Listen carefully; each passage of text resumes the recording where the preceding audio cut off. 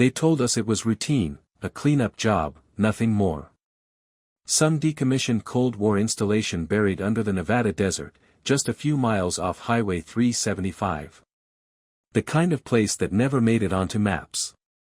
I've been in demolition for 15 years. I've gutted old factories, collapsed mine shafts, taken down rusted missile silos that hadn't seen a living soul in decades. So when the contract came through, subterranean structure decommission, Site 12N, I didn't think twice. Private job. Good money. Cash bonus if we finished within a week. There were 5 of us. Me, Torres, Green, a guy named Milton, explosives expert, and our foreman, Red. None of us ever saw who we were really working for. Just some suit from a private contractor out of D.C. He met us at the perimeter fence, clipboard in hand, eyes like glass. He said, "You'll find some sealed levels. Don't open anything that's welded shut. Just clear the debris and prep for collapse." We laughed about it later, around the work lights. Welded doors, sealed levels, typical government paranoia. But the way he said it, it didn't sound like advice. It sounded like a warning. We started the descent at dawn. The elevator groaned like something alive, dragging us deeper than I thought possible, floor after floor of concrete and stale air. No windows. Just flickering fluorescents and corridors lined with peeling hazard tape. On level 1, the rooms were empty, offices, bunks, a mess hall frozen in time. Coffee cups still on tables, chairs still pulled out.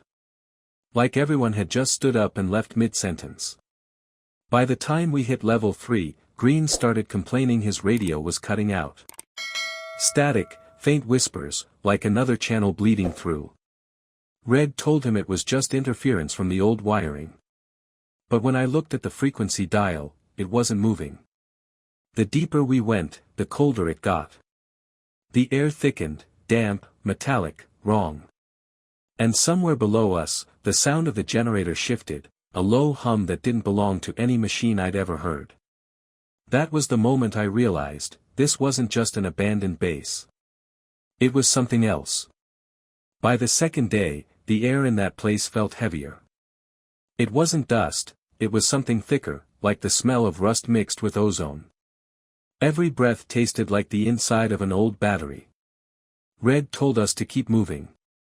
We clear, we tag, we move on. That was the rule. No sightseeing. But curiosity has a way of eating through discipline. On level 5, we found the first sealed door. Big one, solid steel, edges blackened like it had been torched and re-welded a dozen times. Above it, the paint was newer, bright yellow, almost glowing in our headlamps. Stenciled letters read, Biohazard, Level 4 Containment. We froze. Even Milton, who'd been joking non-stop, went quiet. Level 4 containment meant the worst kind of stuff, engineered pathogens, nerve agents, the kind of experiments no one admits ever happened. Red got on the radio to call it in, but all he got back was static. Then, faintly, a voice, whispering. We thought it was Green screwing around until we realized Green was standing right next to us. There were more down there. Rows of them, all marked with warning signs that looked too clean, too recent. Some had the paint still dripping. That's what bothered me, you don't get fresh hazard paint in a place that's been abandoned for 50 years. Torres ran his glove along the wall and found condensation, not dust. The pipes above were warm, vibrating faintly, like something was still flowing through them. The deeper we went, the less anything made sense. The lights flickered, but not from age, they pulsed, in a rhythm, almost like a heartbeat. By level 6, our radios were useless. Just static and the occasional pop of something that sounded like breathing on the other end. Red said we'd finish the sweep and get out by morning. But none of us slept that night. Because somewhere past that sealed door, we heard something move. It was slow. Wet. Dragging. And it was on our side of the door. We went back down at first light. No one said a word. Red insisted we finish the job, in and out, no heroics. Level 7 was colder, the air thick like fog but heavier somehow, oily. Our boots stuck to the floor with each step. The walls down there were warped, not by rust or time, but like the concrete itself had melted and been forced back into shape.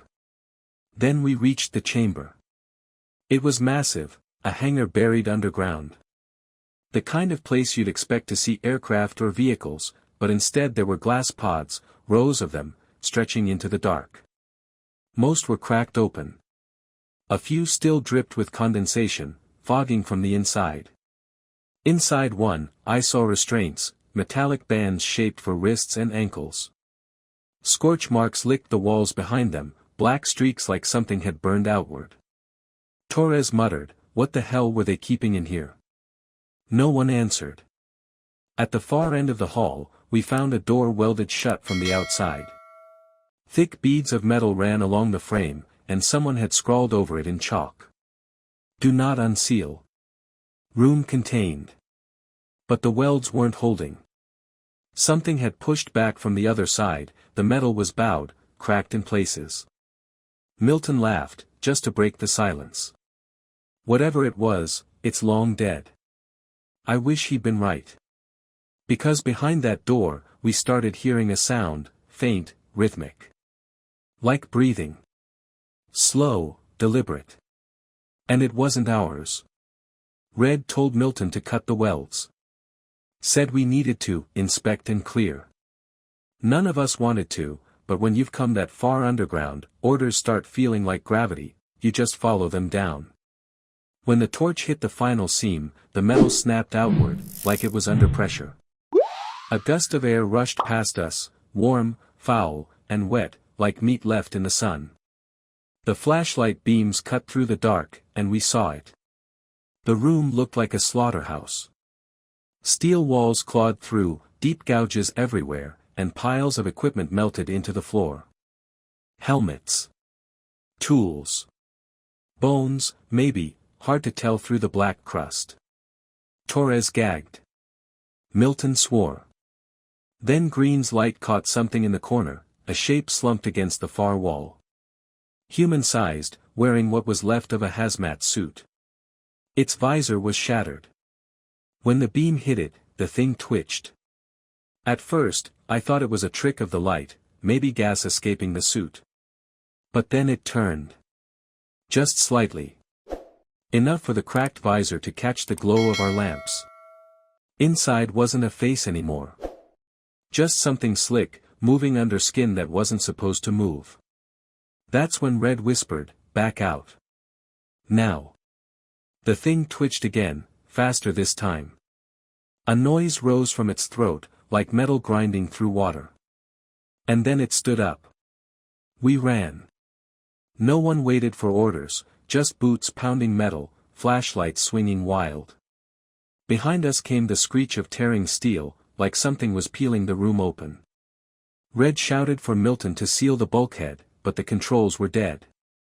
The whole corridor was pulsing red now, sirens howling from speakers that hadn't worked in decades.